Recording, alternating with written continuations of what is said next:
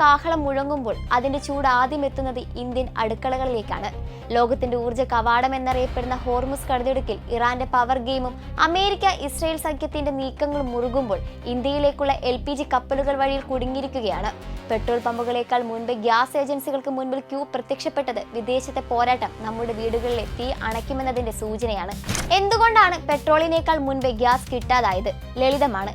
ഇന്ത്യയുടെ LPG ഇറക്കുമതിയുടെ 90% വരുന്നത് Gulf രാജ്യങ്ങളിൽ നിന്നാണ്, അതും ഹോർമുസ് കടലിടുക്ക് വഴി മാത്രം.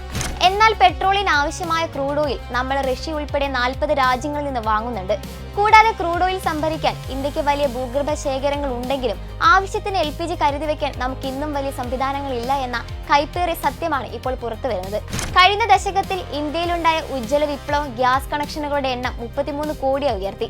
വിറകിൽ നിന്ന് ഗ്യാസിലേക്കുള്ള ഈ മാറ്റം നേട്ടമാണെങ്കിലും വിതരണ ശൃംഖലയിലെ ചെറിയൊരു തടസ്സം പോലും കോടിക്കണക്കിന് കുടുംബങ്ങളെ ബാധിക്കുന്ന അവസ്ഥയാണെന്ന്. ഗാർഹിക ഉപഭോക്താക്കൾക്ക് മുൻഗണന നൽകാൻ വാണിജ്യ സിലിണ്ടറുകൾ നിർത്തലാക്കിയതോടെ ഹോട്ടലുകളും ധാബകളും അടച്ചുപൂട്ടലിന് വക്കിലാണ്. കരിഞ്ചന്തയിലെ വിലക്കയറ്റവും സാധാരണക്കാരന്റെ നടുവെട്ടിക്കുന്നു. ഈ ആഗോള പ്രതിസന്ധി ഇന്ത്യക്ക് നൽകുന്നത് വലിയൊരു അവസരമാണ്. ആഭ്യന്തര ഊർജ്ജ സുരക്ഷയിൽ രാജ്യം കൂടുതൽ കരുത്താർജിക്കേണ്ടതിന്റെ പാഠം. ഇതിനകം തന്നെ ലോകത്തെ 3ാമത്തെ വലിയ ഊർജ്ജ ഉപഭോക്താവായി മാറിയ ഇന്ത്യ 2030 ഗ്യാസ് അധിഷ്ഠിത സമ്പദ് വ്യവസ്ഥയിലേക്ക് അതിവേഗം കുതിക്കുകയാണ്. ഈ ലക്ഷ്യം പൂർണ്ണമാകാൻ യുദ്ധകാലാടിസ്ഥാനത്തിലുള്ള ഭൂഗർഭ വാതക സംഭരണികളുടെ നിർമ്മാണം നമ്മെ കൂടുതൽ സ്വയം പര്യാപ്തരാക്കും.